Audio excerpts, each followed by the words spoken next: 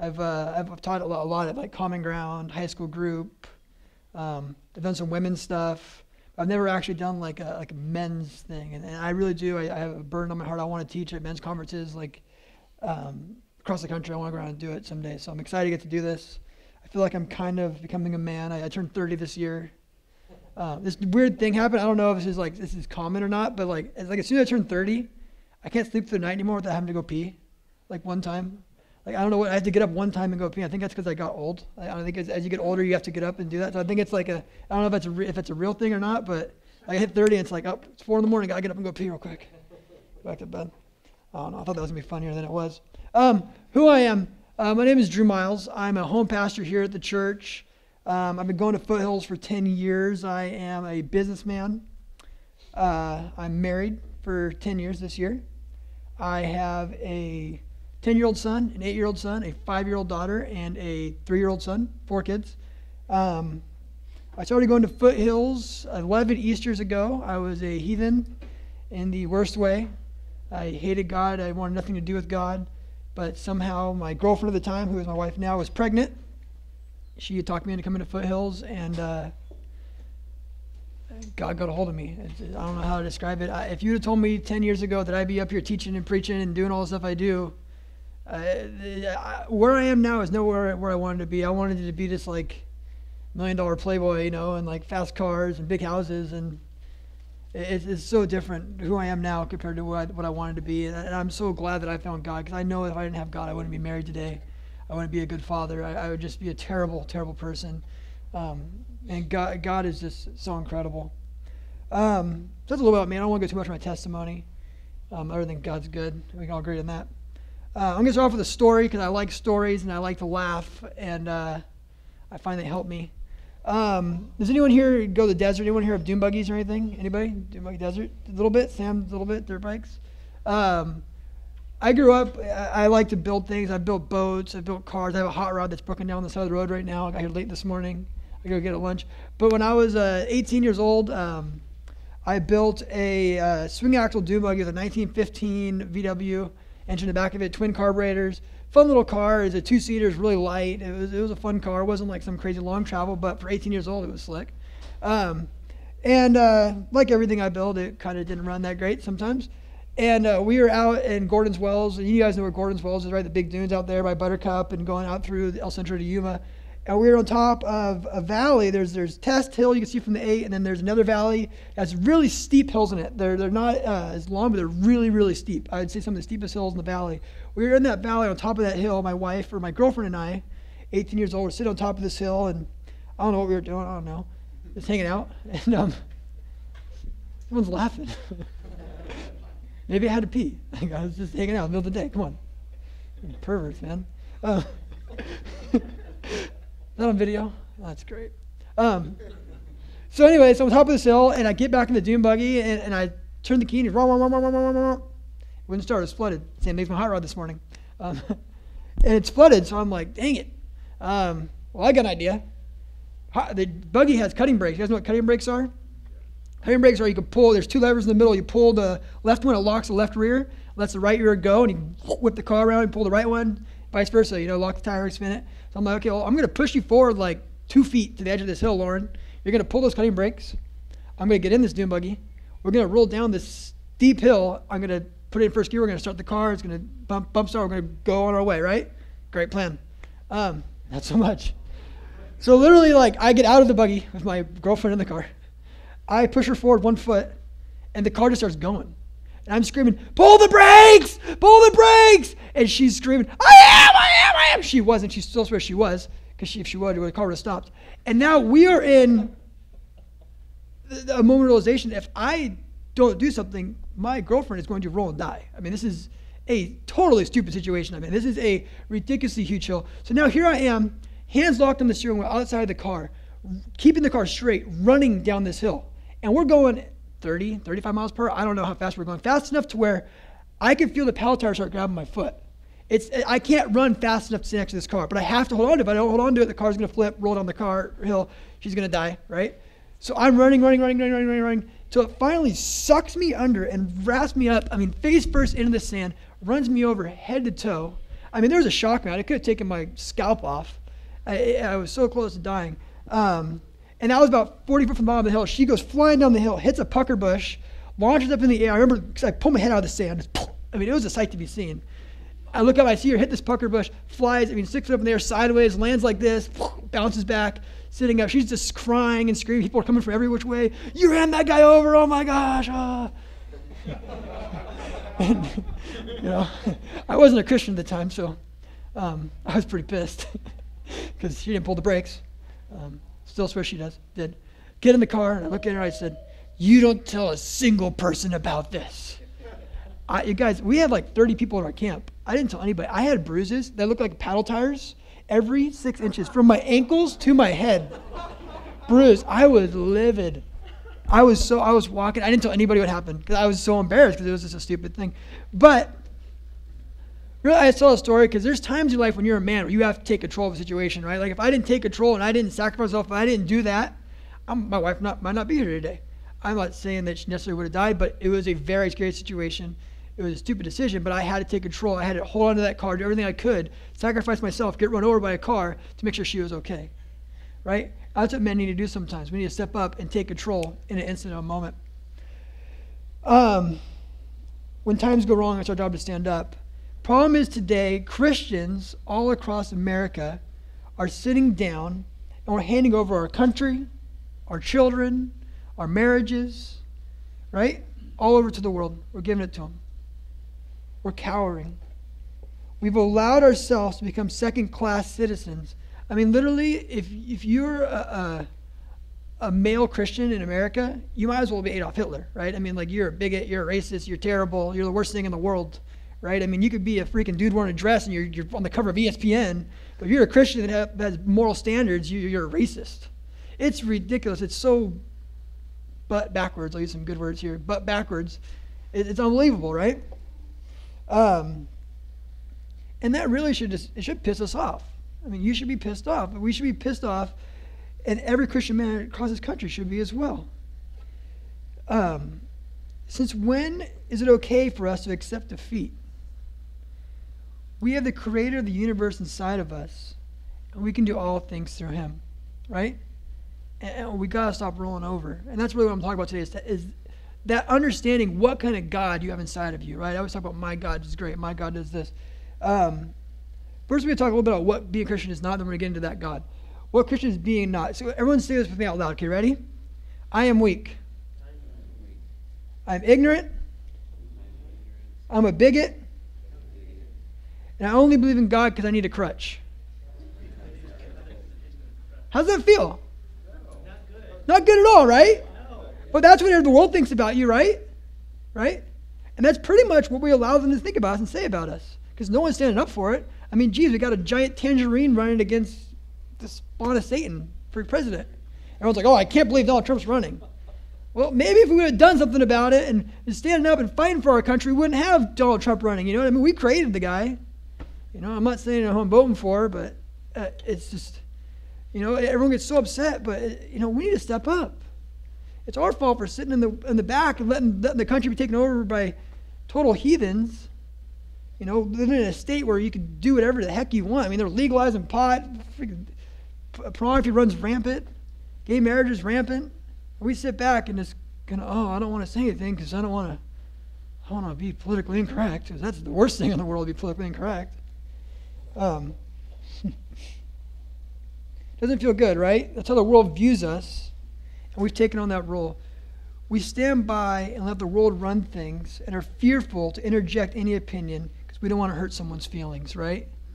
Talked about feelings last night. Charles Simpson talked about hurting people's feelings. Like, who cares about hurting people's feelings, right? If they don't have beliefs that line up with ours, those toes need to be stepped on. Feelings are nothing compared to your children's salvation, compared to your marriage, compared to your life. For too long, we've allowed the world to paint a picture of what Christians are rather than stand up and show the world what Christ is. That makes sense? We've taken on this role of second-class citizens, and we've kind of accepted it. We've stopped talking about Christ in the workplace. We stopped talking about Christ in schools. We stopped standing up and saying things. We don't hurt people's feelings. We've pretty much taken on the role of what the world wants us to be. Since when do we allow the creation to tell us who the Creator created? That makes sense? So I just want to get that out of the way. That's what a Christian is not, right? A Christian is not a bigot, right? A Christian is righteous. A Christian has moral standards. That's not bigotry. It's not homophobic. It's not Islamophobic, whatever phobic they talk about, right? I don't mind being a deplorable, right? If you don't get that, you got to understand that. And I don't mind those things because I have a God who is incredible inside of me, and so does each and every one of you. And I've clung to these things, and these are the reasons why I feel like I'm successful in business. I'm successful in my marriage. I'm successful in my life. Because I've clung to these things and I believe them as truths, right? Because God wants men who will stand up for him. God wants guys that say, you know what, I'm going to hurt some feelings today because you know what? Only feelings I care about are God's. Amen. I don't give a dang about, the way you think or what I say offends you because, you think you're a girl now. I'm sorry, you're not. I'm sorry, my kid's not going to think that way because my kid's going to know that a boy loves a woman, and that's it. And my daughter's going to know, I tell her every now when I pray for her, so you're worth waiting for. Because my daughter's going to know that she's not going to have sex until she's married. And I don't care what the world says, that she should be a free woman and do whatever she wants. She's just equal to men and blah, blah, blah, blah, blah. Yeah, I get it, she's equal. But she's not a piece of meat. She's God's crown in creation, right? I'm not going to allow the world to dictate how my children are going to be raised and who they're going to become because the way I think is not acceptable or politically correct anymore. And I'm going to tell you guys why. First point, we need to recognize that our God walks on water. My God walks on water. One of the most important things we need to do is remind ourselves what kind of God we have inside of us. Right? Mark 6:48. Is that blurry back there or just up here? Can we turn the front lights off maybe? So they can read? Because I'm only 30 and I can't read it. Mark 6:48. Seeing them straining at the oars, for the wind was against them, at about the fourth watch of the night, he came to them, walking on the sea, and he intended to pass by them. I never really caught to that part where he said, I intend to walk past them until this. Jesus sees them out there just struggling. The world's, they're like doom and gloom. They're going to die. Oh my gosh. Jesus I'm going to go walk by him. Like, hey, what's up? I never caught on that. He's just going to walk by him. You see that last little part? He's just going to, oh yeah, I'm just going to walk by these guys, show them, what's going on, guys? Just flipping out over here. I'm Jesus. Remember, you're on my side. Remember, Son of God. God came down to dove on me when we got baptized a couple weeks ago. Pretty cool. Remember the dead guy I raised last week? We must constantly remind ourselves that our God walks on water. There is nothing he cannot do. Therefore, there is nothing I cannot do. There's nothing you cannot do. Your God walks on water. That God is inside of you. Right? That's what Jesus' point was, walking on the water. He knew there was going to be a storm. He wanted to prove them, there's nothing too big for me. What are you flipping out for? I walk on water. I control the storms. Every meeting I walk into, every situation I deal with, you can ask people who work for me, I'm constantly saying, my God walks on water. When they're telling me, we have too much work, we can't handle this, or this thing's happening here, or payroll's $125,000 a week, my payroll's insane right now. And I just my God walks on water. What are you worried about? My God's got this. He's inside of me. I don't got to worry about that. My God walks on water. Right? Take authority like that. Call him my God. He is your God. He created you. I talked to somebody earlier, what do you mean your God? I mean, my God. It's like my dad. Yeah, it's my God. You can call him our God too, but it's my God. Right? It's your God. That God's inside. He created you for a purpose. He's inside of you. How blessed are you to know Christ? How blessed are you to have the creator of the universe inside of you? What are you so afraid of? I don't know why I cling to that phrase. I catch on to things. But many can argue Jesus did many greater miracles than that, right? You can click on the next one, Blake. You can say, my God walks on water. You can look at John 11:43-44. When he said these things, he cried out with a loud voice, Lazarus, come forth. The man who had died came forth, bound hand and foot in wrappings, his face wrapped around him. Jesus said to him, unbind him, let him go. My God heals the dead. What do you want to say? You want something better? I mean, there's so many great things you can say to yourself, to remind yourself of what kind of God's inside of you. Mark 10:51-52. In answering this, Jesus said, what do you want me to do for you? The blind man said to him, Rabboni, I want to regain my sight. Jesus said to him, go, your faith has made you well. Immediately he regained his sight and began to follow on the road. My God heals the blind. Right? Our God heals the blind. Matthew 28:5. Me and Matthew are really tight. The angel said to the woman, "Do not be afraid, for I know that you are looking for Jesus who has been crucified. He is not here, for he has risen. Just as he said, come and see the place where he is lying." My God conquers death. And that's incredible, right? You ever think of that? Like, you're panicking about how hard my life is. You got a God walking on water, conquering death, raising the dead, healing the blind, healing the lame, stopping the bleeding. It's incredible. I mean, come on, Jesus, whatever we are up against, realize that you have God inside of you. There's nothing my God, our God, cannot do. And I don't know about you guys, but that God that I serve, the God that I love, the God that I know that walks on water, he's never lost. He's never been defeated, and he's a champion. Right? Why is he going to start now? Why are we rolling over and cowering now? Why are we batting down the hatches and starting to prep and stock our food up and get our bullets? Oh, world's coming to an end now. No. If our generation doesn't stand up, so another generation is going to. Trust me. Our God doesn't lose. We might get our freaking butts handed to us for the next 30 years. We've been doing it, right? We've been failing. Roe versus Wade, right? Letting gay marriage happen. All these things that we've been just failed at as Christians. At some point, God's going to raise up champions, and they're going to step up, and they're going to fight back, and they're going to take this country back. Amen. I want to be in that generation. I don't want to wait for my kids to do it. Right? I'm selfish. I want to be a part of that. I want to see a great world. Right? I don't want to get to the point where I'm in sackcloth and ashes. Right? I want to be a champion because my God's a champion. Next point. Your God calms storms. One of the biggest tricks of the devil is our sheer panic and worry. We naturally resort to doom and gloom. The sky is falling, Chicken Little, right? I prayed about this earlier, right? The devil wants us to panic. The devil wants us to be anxious. The devil wants us to worry, right? Because what the devil doesn't want us to do is focus on kicking the snot out of him. Right? The devil wants us to focus on how we're not going to make it rather than focusing on the God inside of us that can do anything, right? Because you cling to that, you get that, you can do anything. That's why God chose, I just off my notes, why do you think God chose fishermen and guys like Peter? And Peter wasn't the smartest dude in the world, but Peter was willing to pick up a sword and fight no matter what. Right? He used someone like Peter. He could have got someone way better than Peter, trust me. Right? And he chose guys like Paul, who, when they stoned him and beat him up and almost killed him, drug him out of the city and left him for dead, he got back up and walked back into the city. Right? He's like, dude, screw that. I'm going to go in there and preach. Right? Our God's a God of peace. He sees the entire picture from the beginning to the end. Imagine God's looking at your life, and your life is like a timeline, right? Is our God eternal? Is our God the same yesterday, today, tomorrow, right? So I read the Bible, I believe it. Right? So our God's the same yesterday, today, tomorrow, right? So God's eternal. So we're in this storm right now, and Sam's got, he's having a hard time at work. He's only working 3 days a week. He's never going to make it. He can't pay rent. Oh my gosh, the world. And God's sitting back, and he's looking back, and he's like, I see Sam when he was born. I see Sam when he dies. I see the whole entire picture. It's just a small little moment, right? Our God calms the storms. It comes so naturally to us when a problem arises.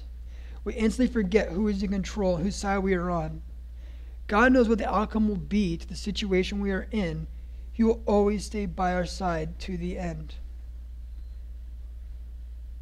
And I'll challenge you that in those situations, in those moments where you're in sheer panic and God's sitting back looking at it, that if you continue to panic, and that's the attitude you have in that, you better be ready for that same situation to happen next week, and the week after, and the week after, and the week after. Because that moment of panic, and that moment of the storm is a test. Right? Like, I guarantee you the next time we're going to get to the story of the disciples in the boat with Jesus. I guarantee you the next time they were on the boat with Jesus and the sea started going crazy, they looked over at Jesus and said, hey, Jesus, can you shut this down real quick? Right? Like, it's a test. Right? God wants us, if you continue to fail that test, you're going to continue to live in that sheer panic, that sheer anxiety, that worry, right? Don't give the devil an inch. Recognize God's in control. God sees the whole picture. He's going to deliver you of that, right? And until you have that faith to conquer that situation, you're going to continue to be tested in it. And I know we don't like to hear that, and I know that a lot of us actually enjoy complaining and grumbling and talking about how bad our lives are and how bad things are, but God wants you to deliver you of that. And until you recognize that, you're going to stay in that storm. What time we got? 10:25.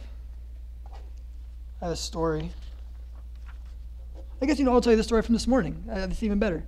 I have a story from a couple weeks ago, the Grand Canyon. I'll tell you the story of the hot rod this morning. I have a 29 Model A. It's got straight zoomies on it, racing slicks. Thing's just pissed off. It's awesome. Well, I knew the carburetor was kind of going out, and I knew that the rear flow was sticking and it was just dumping fuel. But I kind of messed it last weekend. It was running fine. I was like, I'm going to drive to church this morning, hot rod show. So I take off, and I'm teaching this morning. Yeah, good idea. And I get about a mile from my house, and the car just dies. Blah. It takes a crap on itself. And I knew exactly what was wrong. And I'm in the middle of Pepper Drive. And so I get out of the car. And behind me, a guy jumps out of his truck. He's wearing a Classic Electric shirt. One of my best friends growing up's dad's companies. Gets out, pushes my car to the side. Hey, what's going on? You know Marty and Tim? Oh, I know Marty and Tim. Yeah, it's great. I said, cool. I'll push your car out of the way. You want me to give you a ride home? Yeah. Instantly. God takes care of me. God takes care of all of us. I could have been like, oh, son of a, and smashing my car and getting pissed off. And I was like, God, you got this. One car went around, the next day I pulled up, knew one of my friends. I was back home within 5 minutes. My car's still on the side of Pepper Drive right now. And I was down here at church. God will always take care of me. God will always take care of you.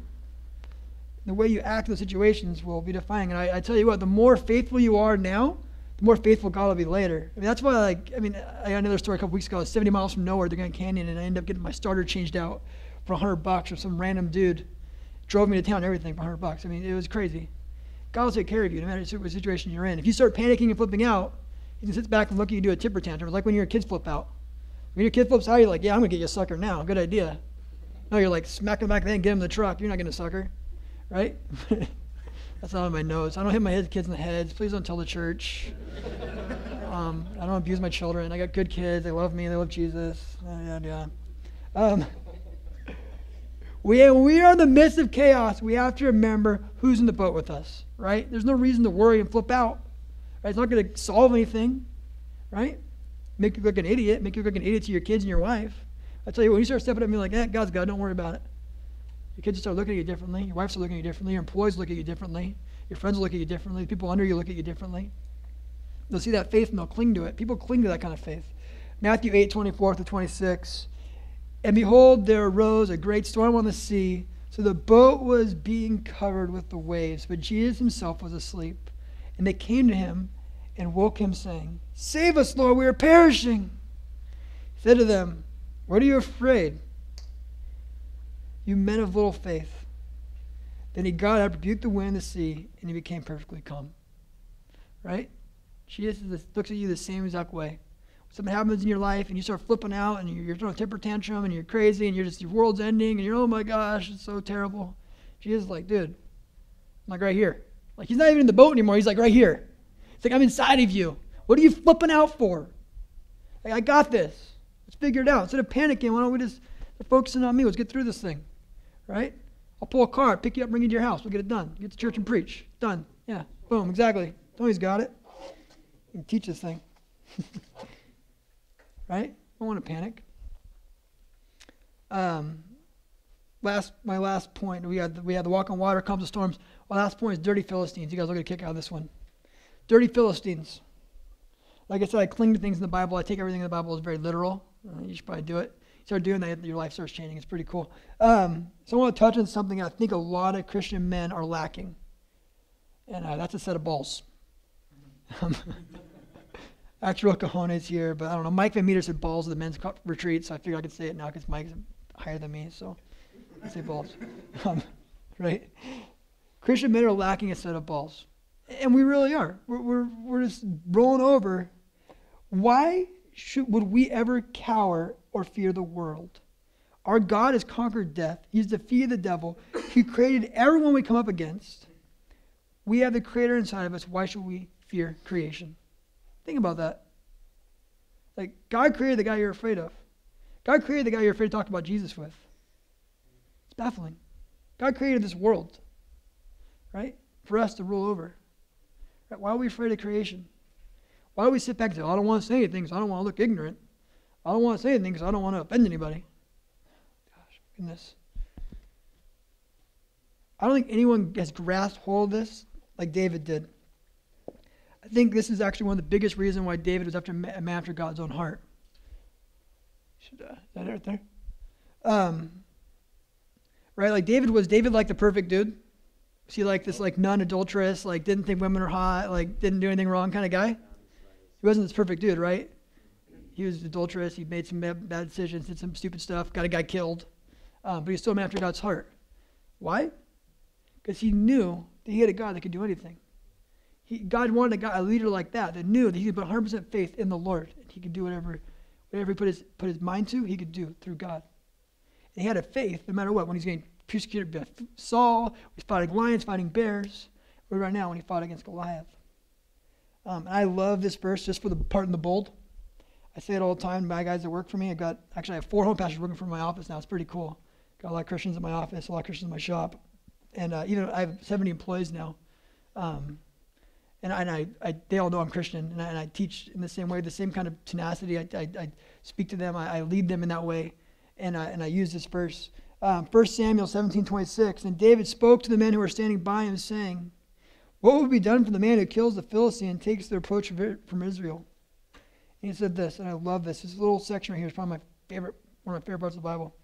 For who is this uncircumcised Philistine? Who is this uncircumcised Philistine? He should taunt the armies of the living God. All the time. I run a union company. I got a union competitor in LA. He's been killing me for 8 years. Who is this uncircumcised Philistine? I got God inside of me. I can panic and flip out and complain about the guy. Who is this uncircumcised Philistine? Right when I go up against people and people come against me, people talk bad about me. Who is this uncircumcised Philistine? Right? I run a company that most businesses in my industry have been around for 100 years. We've been around for 15. We're kind of like the black sheep. And I freaking cut the feet out of most of my competition because I have a God inside of me who says, who is this uncircumcised Philistine? Right? Nobody really likes me that much because I'm taking all their business away. But who is this uncircumcised Philistine? I'm not in business for the Philistines. Right. I'm in business. I want to be the biggest giver this church has ever seen. I want to write $20,000 checks, $50,000 checks. I want to send kids to camp. Right? I'm not in business for the Philistines. Neither are you. Who is this uncircumcised? I'm not here to please you, Goliath. Give me a freaking stick and a rock. I'll take care of this. David was not the most qualified dude to do that. By far, he was the least qualified. There was so many guys sitting there looking at the same Philistine every single day, cowering. Guys who had trained to battle, guys who would kill people. All it took was one kid walk up and say, who is the uncircumcised Philistine? And that's the attitude we need to have towards our enemies. That's the attitude we need to have towards certain political parties. Towards certain people who have beliefs. Towards the pro-choice movement. Who is the uncircumcised Philistine? I truly believe that we're going to see abortion outlawed in our country. I truly believe it. 100%. Why would we fear the world? Why do we fear the world? Why do we fear the devil? It's about time we stop giving the devil so much credit and we start realizing that our God is bigger and badder than a devil. Right? Is your God bigger than your devil, or is your devil bigger than your God?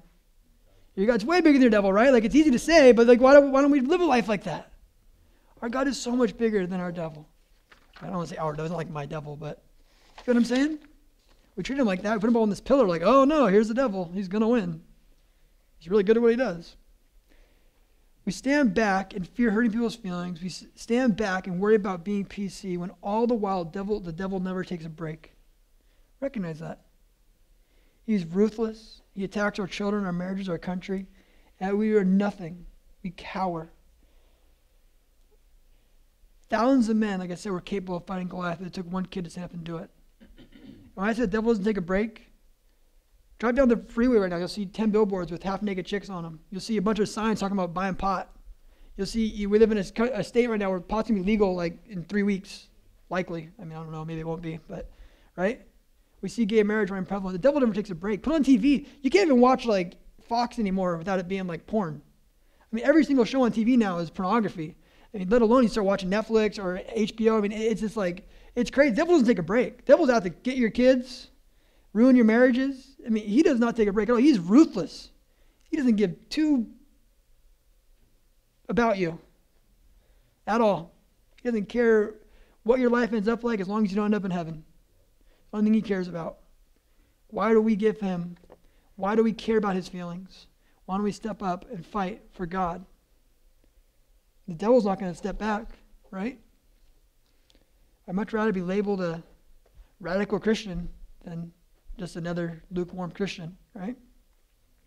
Our God is a champion, a winner. He is on our side. He fights for us. I know we want to think of Jesus as the sandal-wearing philosopher, which he probably was wearing sandals. He probably did philosophize a lot, but he was more than that. He also flipped tables, right? He stood toe-to-toe with the devil and fought back every temptation. Every temptation you've ever been tempted with, Jesus did it. And he said, "Yeah, screw you. I ain't jumping off that building." My God says, no. My God will provide food for me, right? I'm not going to cheat. Everything you get tempted with, Jesus did. Not only that, he hates the devil so much that he willingly died for it to defeat him, right? Elisha understood the kind of God we serve. Go ahead and click on the next. This is a long one. I'm sorry, guys, for making you read the Bible this morning. It's a long one. Infidel, yeah. We were joking around with, like, if he'd be great, like a great, like, Middle Eastern Jeff Foxworthy, you might be an infidel if. Don't tell him I said that. That guy's got such an anointing on him. I don't want him to get it. But it was pretty funny. The things me and Neil do when listening to messages. 2 Kings 1, 9 through 15. This is the story. Ahaziah realizes, oh, snap. Elijah's in town.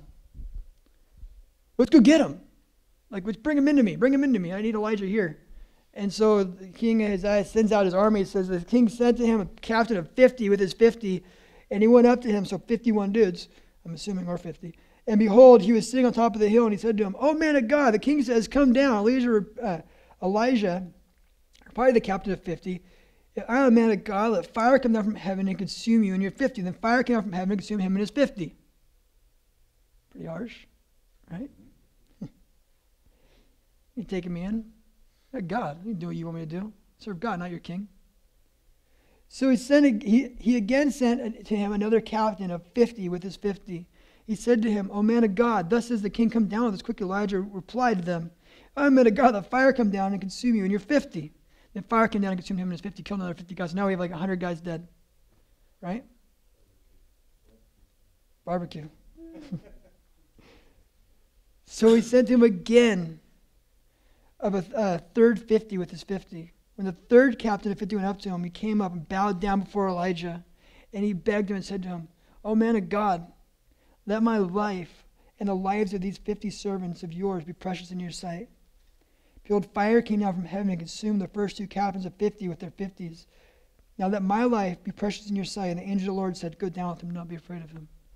That is the perspective I want the world to have about me. It's, hey, man of God.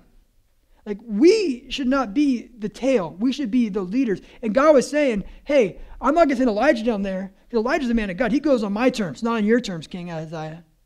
Right? Why are we so afraid of the world? The devil's afraid of us. That's the big elephant in the room that nobody wants to realize. The devil's afraid of us. And the more we let the devil silence us, the more we let the world win. It's not even a fight. Do you understand that?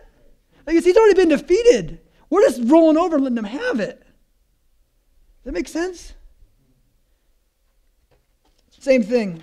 So Elijah wanted Ahaziah to know exactly who he was dealing with.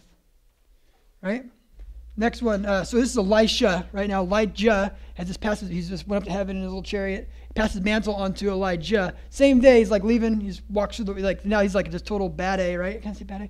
So he's like, he parts the sea, walks through the sea, like walks the river. Hey, what's up? I'm Elisha. Used to be Elijah. He was my mentor.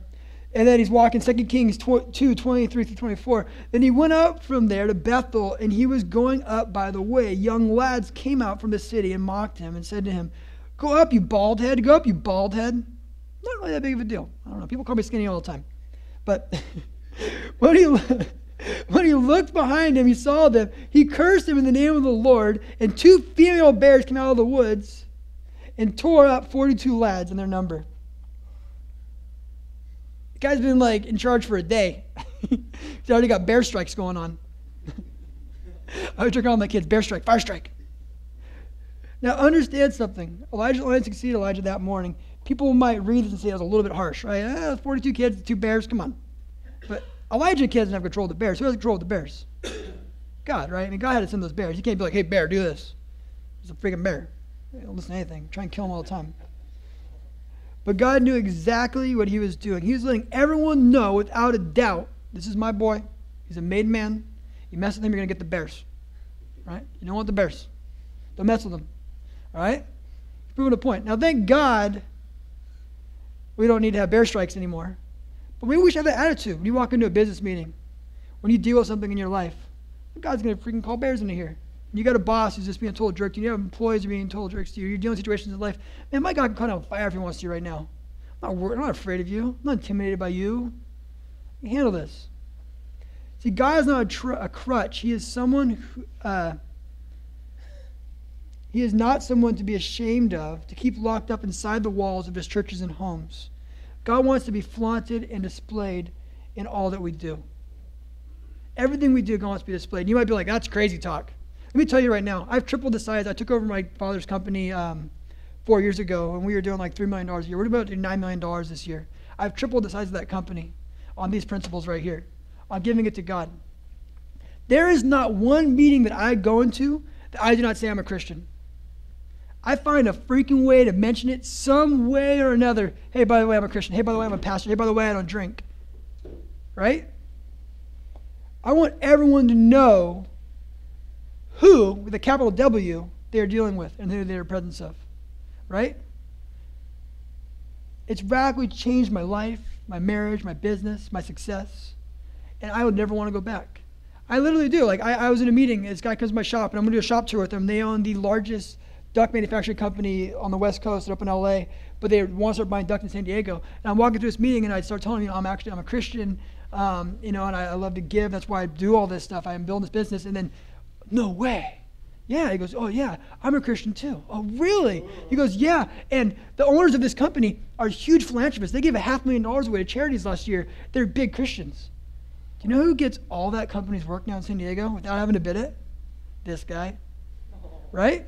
Because I'm not a coward. Now, don't get me wrong. You can't be wrong going, I'm a Christian, then go home and beat your kids. Oh, I'm a Christian, then you treat your employees like snot. Right? You have to live it out. But that's what the world needs more of, you guys. The world needs more of guys who really say, hey, I'm a Christian, and you act it out. Like, they know I'm a Christian, and they know they can trust me as well. Right? They know I'm not lying to them. I'm not cheating my customers. I'm not cheating my vendors. I'm not lying. I'm not manipulating my employees. Right? I treat them fairly and justly. Right? So I can say I'm a Christian because I live it out. And that's what God needs. That's what we need, is men to rise up and act like Christ. Act like the God that walks on water, the God that heals the sick, raises the dead, is inside of them. Act like the God who conquered the Phillies is inside of them. That's what we need. We need to live it out and act it out. So, in conclusion, right? Yeah, right about time. Inside each and every one of you in this room is the incredible God that I described today. Inside of you. Every single one of you can do great things, incredible things right now. I don't care if you're 18 years old, 20 years old, or you're 60 years old. I mean, Al Green started going to freaking Cuba, and he's like 75. Changed Cuba. Right? I truly believe that the devil's greatest fear is man's revelation of this. Right? Say that again. The devil's greatest fear is man's revelation of the God that's inside of him. Like, if you guys start stepping up, can you imagine this place, this conference, you guys, I got on the board for this thing because I want to see 1,000 guys in this conference. Can you imagine? We have 6,000 kids a week in ministry in this church. Can you imagine if we had 1,000 guys at this conference? Can you imagine how much this church would change if we had godly men rising up and saying things like I'm saying today, recognizing those things? Can you imagine how this political election would change? Right? When we sitting back and complaining about, oh, I'm just voting for him because I don't like her. Or the opposite, but I hope you're not voting the opposite way. But, you know, we wouldn't be saying that. We'd be saying, well, we got this guy, we got Miles McPherson running for, Miles, that's his Pastor Brock, Miles McPherson, yeah. Miles McPherson running for president. That'd be freaking awesome. Would you guys vote for that guy? Heck yeah, I would. You know, I might vote for Dave. He might put his foot in his mouth like Trump does a little bit, though. But, on video, too. I'll never get to speak again. Almost done. God does not intend Christian men to live a life of poverty, being treated like second-class citizens. He created us to be champions, leaders, unstoppable, you name it. You guys, I'm the only Christian in my family. I got saved at 19 years old. Nobody taught me how to be a Christian. I come from a mother who's a drug addict. My father's an alcoholic. I hated the world. I hated my family. I hated Christ. The only thing I had, besides I had some good guys when I got saved around me, and some of those guys in the room today, was the Bible. And everything I read in that Bible I took as literal. That's why I read something like bear strike, and I'm like, I got a bear strike. I read something like, uncircumcised Philistine, like, oh, I cling to that. Like, everything in this thing I believe is truth, right? I learned how to be a good husband, a good father because of this book. Everything in here, I take it as literal facts, literal truth. A verse that I read when I was like 20 years old was 1 Corinthians 9:24. It's my life verse, and it says, "Do you not know that those who run a race all run, but only one receives the prize? Run in such a way that you may win." I took that, you guys, and I said, whatever I do in my life, I'm going to try and be the best at it. As long as it's something that's worth being best at. Like, I don't want to be the best hunter. I like hunting. Deer season's today. I'm not doing it. I like fishing, but I don't want to be the best fisherman. I don't care about that. But when I'm going to preach, do you guys this morning, I'm going to give you guys 110% of my life. When I'm going to run a home group, I'm going to give my home group 110%. When I'm going to be a father, I'm going to give my kids 110%. When I run a business, I'm going to grow that freaking business as much as I possibly can. When I'm a husband, I'm going to be the best husband I possibly can. And it's happened. And I'm not going to pretend to have it all together. I mean, I'm 30 years old. I feel like I'm catching my stride constantly. It's great. When you live a life like this, when you live a life where you put God at the forefront of everything you do, you're going to constantly feel like you're catching your stride. You're going to constantly feel like it's the next best thing's happening. It's just getting better and better and better and better. And I've been living that way for 10 years. It's great. Like I said, I don't even recognize who I am anymore. It's exciting. I can't wait till I get to teach up there. Keynote speaker. I mean, like I said, my business is booming. I'm raising up godly kids. Man, my kids are going to be wrecking balls for Christ. It's so beautiful. It's so awesome raising up godly kids. I have such an incredible marriage, and I'm so blessed. And it's because I put God at the forefront and recognize what God I have inside me and what I'm capable of. My father was a terrible husband. He's still a terrible husband. My mother was a terrible wife, a terrible mother. Not my marriage. It's great because I have a God who walks on water. I have a God who can do anything. My God calms storms. When everything hits the fan, me and my wife aren't killing each other. We're praying together. It's incredible. And it's hard to live a life like that. It's hard to live a life where you're constantly going and going and going and going. Because I'm always tired. I'm always tired. I work 50, 60 hours a week at my business. I run multiple companies, actually. I have patents, and we're starting another company. I have 4 kids. I teach this kind of stuff. I'm on the board for this thing. I do Common Ground. I was doing Royal Rangers. I'm constantly tired. I go on a date every week. I go to the Great Canyon last week. And I get it. I get it's hard. And I get that we don't want to stand up. I get that we want to take a break and sit back. But we can't. I mean, Winston Churchill, I have a quote in my office. I'm big on quotes. It says, "The world is run by tired men." Like, if you're not tired, something's wrong. If you're rested, man, you guys, I would so rather die at, 85 years old tired than die at 85 years old and be real rested. Like, I'd rather live a life where I accomplish much and I'm tired than I'll live a life where I didn't accomplish anything and I was well rested and had a lot of fun. And screw that. God didn't create us to be here and have fun. God created us to accomplish much and do much. And this is a time like no other where men need to rise up and start accomplishing things, start changing the world, start recognizing the stinking God they got inside of them, stop cowering to the devil. God's given us one life to live. Let's start living it like we are unstoppable, like we could dominate everything we touch, like we have Christ who lives inside of us, like we can do all things to Christ who strengthens us. That's it. That's all I got for you guys. I appreciate you guys coming.